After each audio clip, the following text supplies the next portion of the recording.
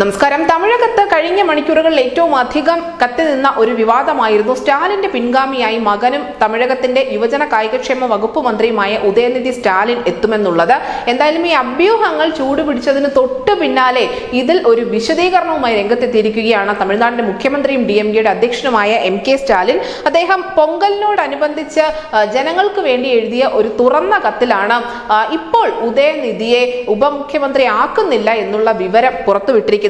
സ്ഥാന കൈമാറ്റം ഉടൻ തന്നെ ഇല്ല എന്ന് തന്നെയാണ് ഇതിലൂടെ സ്റ്റാലിൻ വ്യക്തമാക്കിയിരിക്കുന്നത്. അതിനോടൊപ്പം തന്നെ അദ്ദേഹം ഈ തുറന്ന കത്തിൽ ചില കാര്യങ്ങൾ കൂടി പറയുന്നുണ്ട്. തനിക്ക് അനാരോഗ്യമുണ്ട് എന്നുള്ളത് എതിരാളികൾ പ്രചരിപ്പിക്കുന്ന ഒരു വ്യാജ പ്രചരണം മാത്രമാണ്.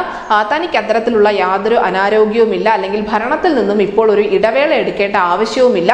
അതുകൊണ്ട് തന്നെ ഉദയനിധിയുടെ പേര് ഇതുമായി കൂട്ടിക്കെട്ടേണ്ടതില്ല. ഉദയനിധിയെ ഉപമുഖ്യമന്ത്രിയാക്കാനുള്ള ഒരു നീക്കവും അവിടെ നടക്കുന്നില്ല എന്നാണ് നിലവിൽ സ്റ്റാലിൻ പറയുന്നത്.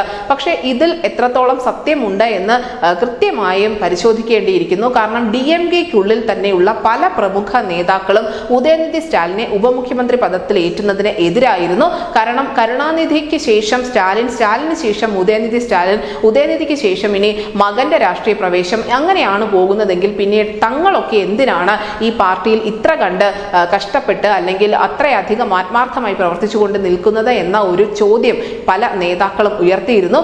ഇതിനെ തുടർന്ന് തന്നെയാണ് ഇപ്പോൾ സ്റ്റാലിൻ ഇത്തരത്തിലുള്ള ഒരു പരസ്യ പ്രസ്താവനയുമായി രംഗത്തെത്തിയിരിക്കുന്നത്. മാത്രമല്ല, ലോക്സഭാ തെരഞ്ഞെടുപ്പ് അടുത്തിരിക്കുന്ന വേളയിൽ ഇത് ഒരു തിരിച്ചടിയാകുമോ എന്നുള്ള ഭയം കൂടി DMKയ്ക്കുണ്ട്. BJP ഉൾപ്പെടെയുള്ള പാർട്ടികൾ, AIADMK ഉൾപ്പെടെയുള്ള രാഷ്ട്രീയ കക്ഷികളൊക്കെ തന്നെയും ഉദയനിധി സ്റ്റാലിനെ രണ്ടാമനാക്കുന്നതുമായി ബന്ധപ്പെട്ടുകൊണ്ട് വളരെ രൂക്ഷമായ പ്രസ്താവനകളും മറ്റും ഇറക്കിയിരുന്നു. അതിനുശേഷമാണ് ഇപ്പോൾ ഉദയനിധി സ്റ്റാലിൻ ഉപമുഖ്യമന്ത്രി ആകില്ല എന്നുള്ള അറിയിപ്പ് ഉണ്ടായിരിക്കുന്നത്. News desk Malayalam.